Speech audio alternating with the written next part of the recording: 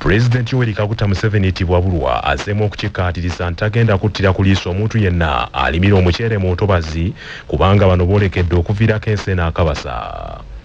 Museveni asazidde mu kugulawo ekkolero ly'emmere y'ebyennyanja enjeru mu disitulikiti y'e Buikwe eryatumiddwa The Hughes Fish Feed Factory n'alagira abalimira omuceere mu ntobazi nti bazaamuke bunnambiro balimire ku lukalu waakiri bafukirire.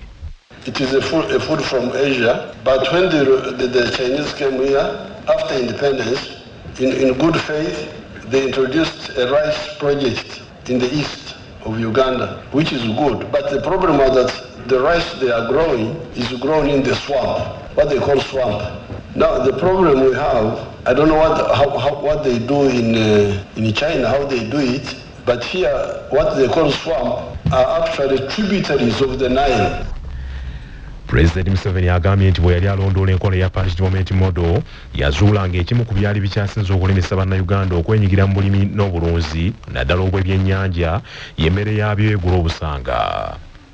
Mwabavubuka mwogere na bannammwe tuteeke kaweefube w'amaanyi mu okulonda ebyennyanja kubanga bwe tulonda ebyennyanja nakibalamu nange nunda ebyennyanja wadde sibirya nze sirya ebyennyanja nze ndi mulunzi, but I am a big fish promoter and I promote even pigs which I don't eat. I would like you the youth to form groups and then we make fish ponds for you. Ye Minisita Ombeza avunaanyizibwa ku ofiisi y'omumyuka w'omukulembeze w'eggwanga era omubaka omukyalo wa disitulikiti y'e Buikwe Diana Mutasingwa ajjukizza omukulembeze w'eggwanga ku kisuubizo kye eri abavubuka bwe yali akyadde mu disitulikiti eno gye buvuddeko. Your Excellency, you came here for the PDM and the youth are waiting for what you talked about to give to them because they have started their circles, some are fishermen and are ready to work with the factory and the people. So we are waiting for that arrangement you talked about. Thank you so much and God bless you. Ye Minisita Ombeza w'ebyobuvubi Helen Adua agambye nti ekkolero eryo ligenda kuleetera omuwendo gw'ebyennyanja Uganda gwetunda ebweru okweyongerera ddala.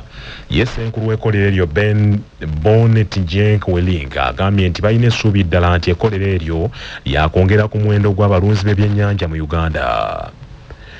Kamalabyonna Buganda Charles Peter Mayiga awabudde abalunzi b'enkoko n'ebisolo nti bettanira tekinologiya mu bye bakola kikendeeze ku nsimbi ze basaasaanyiza ku bakozi.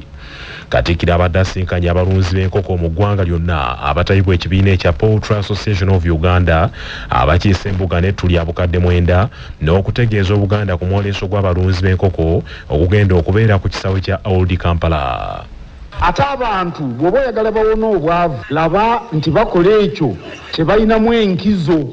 Kati wano ffe obulimi obulunzi tubinamu enkizo, si kyekintu kye bakugamba n'ogamba nti ate oyo ayogera biki. Buli omu akimanyi engeri gye tubikolamu gye tusobola okukyusaamu nga bwe mbadde njogera ku bya tekinologiya naye ng'abantu babimanyi. Kakati bwe kiba ng'abantu babitegeera ebyokulunda n'okulima bye bintu bye tulina okubakubiriza bettanire bafune ssente bakole ebibayamba okuva wano okutuuka wali. Okutambula ng'odda mu maaso kwe kuzza Buganda ku ntikko mu butuufu. N'olwekyo ffe mulimo gwaffe okusinkana abantu nga mmwe abayimira emirimu gye mukola y'engeri yokka gye tujja okukyusa eggwanga lino ng'abantu bonna balina bye bakola.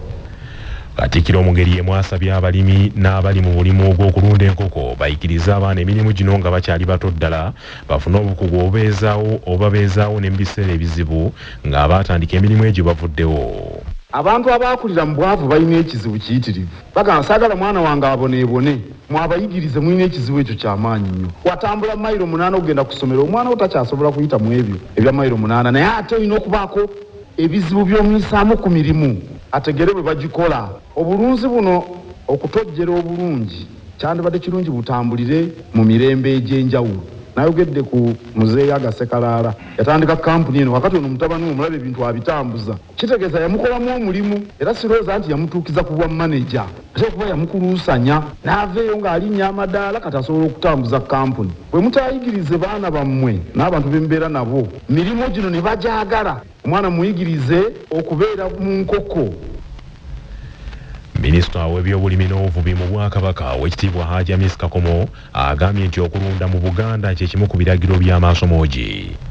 emyaka nga mwenda emabega Ssaabasajja Kabaka tukwasa omulimo ogw'okuggya abantu ba Buganda mu bwavu nga tukozesa emirimu ginnansikwa naye ng'emirimu egyo giri eki obulimi n'obulimi naluga nti mutandikirewo mukole mwanyi terimba kati ate nayonga n'atugamba nti obulimi tebwesongola obulimi bubaamu okulunda obulimi bubaamu okulunda ente bubaamu okulunda embuzi naye ne mubaamu n'enkoko mu Buganda buli maka gaabangamu enkoko ng'omuko bajja tebagigula ku muliraano.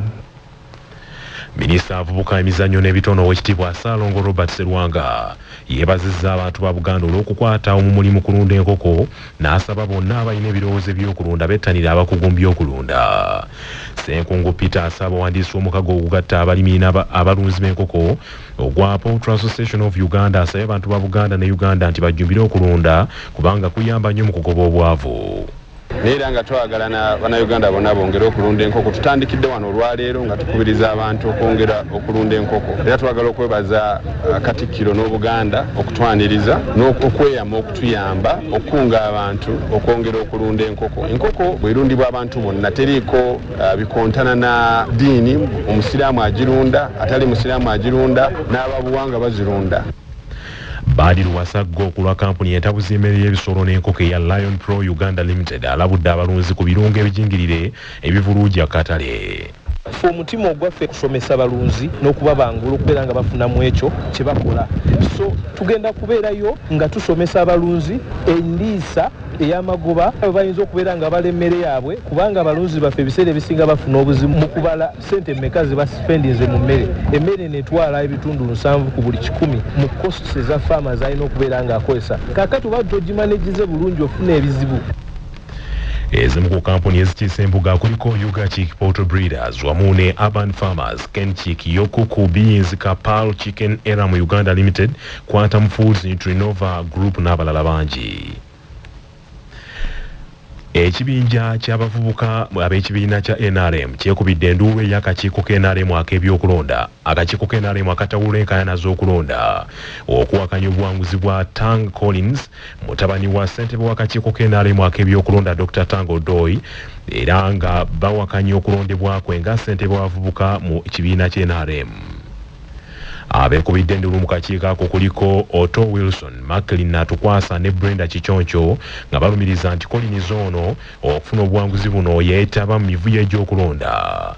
Natukwasa alumiriza nti erinnya lye lyo lyaggyibwa ku lukalala lw'abalina okulondebwa mu ngeri enkyamu nga olukwe olw'okuggyako erinnya lye ku lukalala lw'abalina okuvuganya ku kifo ekyo lwalimu n'ekitaawe wa Collins Tang nga ye Dr. Tango Doi. Siri mumativu kubyava mu kulonda kubanga byonna byali bifevalinga side emu nti nze kusaawe yatuuka nga Dr. Tango Doi agamba abaana abalonzi baffe nti nze navaamu from State House nti navaamu mu race ate nze sivanga mu race. Okusinziira ku Kichoncho yali akulembedde olwokaano olwo n'obululu 1,355 ate nga Collins alina 1,167 wabula akakiiko k'ebyokulonda ak'NRM ne kalangirira Collins nti ye muwanguzi n'obululu 1,567. Ewe batuko kulangirira taata we mwenyini n'amulangirira nga asinze n'obululu 1,567. Okwavaamu okwemulugunya ne twemunya mukulu w'eggwanga n'agamba bakome okulonda ku bululu bwonna then ensonga zaffe engeri gye bali balangiridde zigende mu tribe. Wabula ye Collins Tang ategeezezza nti ebimwogerwako byonna bya bufuzi byereere akalulu kaali kayonjo nnyo. Accusations basuulayo si musango kubeera mutabani wa Dr. Tango Doi. Matter of fact, ebeera double blessing. So I don't regret, no. Ate teri favor gye nafunye okuba ndi mutabani wa Tango Doi. Ndi mukulembeze nga buli omu nga any other person.